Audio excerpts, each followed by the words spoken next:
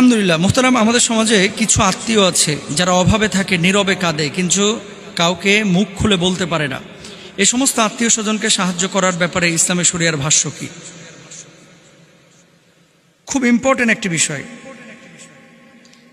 কিছু ফকির আছে, মিসকিন আছে, আত্মীয় স্বজন আছে যারা প্রফেশনাল ফকির, মিসকিন বা আত্মীয় স্বজন। কেমন? বিপদে পড়ার আগে এসে ঠাস করে আপনার কাছে হাত পাতে। আর কিছু আত্মীয় স্বজন আপনারা পাবেন যে মানুষগুলো নিজের ব্যক্তিত্ব নিয়ে চলে, অভাবে কাঁদে, ক্ষুধার যন্ত্রণায় ছটফট করে, মেয়ের কষ্ট হচ্ছে, ছেলের কষ্ট হচ্ছে, কিন্তু বলতে পারতেছে না, নীরবে কাঁদতেছে। এই আত্মীয়দেরকে দান করার ক্ষেত্রে ইসলাম বেশি উৎসাহিত করেছেন, আপনাদেরকে বেশি উৎসাহিত করেছেন।